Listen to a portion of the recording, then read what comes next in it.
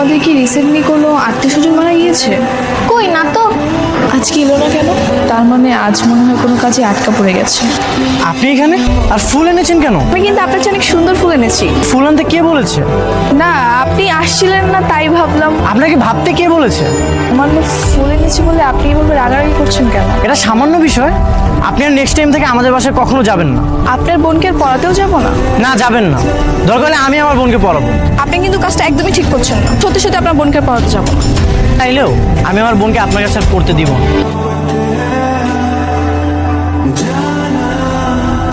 আকাশ এসে গেছে। কিরে, তুই বৃষ্টি ম্যাডামকে কি বলেছিস? আঙ্কেল শোনেন, আমার একটা মান সম্মান আছে, আঙ্কেল আমাকে মাফ করবে। এই, আর চলে গেছে তো কি হয়েছে? এত কথা বুঝি না। তুই মেয়েটাকে বের করে দিয়েছিস, যেভাবে পারিস তুই বৃষ্টির জন্য সে মেয়েকে ফিরিয়ে নিয়ে আয়। হ্যালো, আপনার সঙ্গে আমি কি একটু দেখা করতে পারি? কোথায় আসতে হবে বলেন? 22 নম্বর রোডে একটা রেস্টুরেন্ট আছে, সেখানে আসলে হবে। ঠিক আছে, কালকে চলে আসবো। খবরে সেই মেয়েটার নাম বুঝি সিনথিয়া। হ্যাঁ তাকে খুব ভালোবাসতেন। হ্যাঁ, দেখুন তোমাকে ঘটনার জন্য আমি সরি। আমি ছাড়া অন্যকে ফুল দেখ তুমি কখনো চান। আজ থেকে আপনি বৃষ্টিকে পড়াতে আসেন। বাবা মা অলরেডি অনেক রেগে আছে, প্লিজ আপনি না করবেন। আপনার আগেই ভাবা উচিত ছিল। আচ্ছা, এখন আমাকে কি করতে হবে সেটা বলো। ফ্রেন্ডশিপ করতে হবে। আমি যাচ্ছি। ফ্রেন্ডস?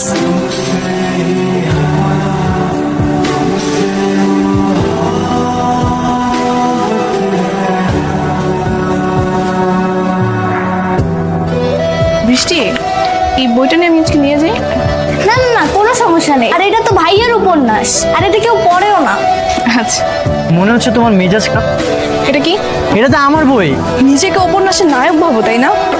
মানে এটা কার খবর? কার আবার? সিনথিয়া। তোমার লজ্জা করলো না আকাশ? এরকম একটা উপন্যাসের ঘটনা বাস্তবে পরিণত করতে তোমার লজ্জা করলো না? সরি ঋতু। তুমি একদম কোনো কথা বলবা না। তোমার মতো একটা প্রতারকের কথা আমি বিশ্বাস করে ভুল করেছি। ভুল করে নিজের মনের অজান্তে বলতে কি ঋতু? বলবো না। তুমি আমার মনে আঘাত করেছো, আর আমার মনের কথা জানার অধিকার তোমার নেই। আমি এতদিন যা কিছু করেছি সবকিছু তোমাকে পাওয়ার জন্য করেছি। যে সম্পর্কে শুরুটাই হয় মিথ্যা ধোঁকাবাজি দিয়ে, সেই সম্পর্কে আমার কাছে কোনো মানেই হয় না। তোমাকে বাঁচিয়েছে।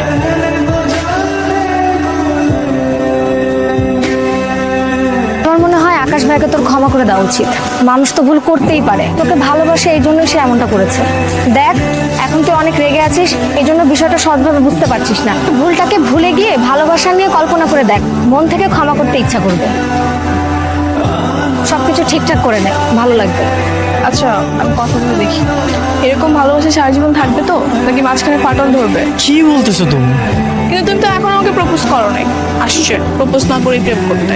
শোনো হে প্রিয়তম, তোমার হাতটা ধরে আমি আমার সারা জীবন পার করে দিতে চাই। ভালোবাসি। আজ আমরা এই পুরো শহরটা ঘুরে দেখবো।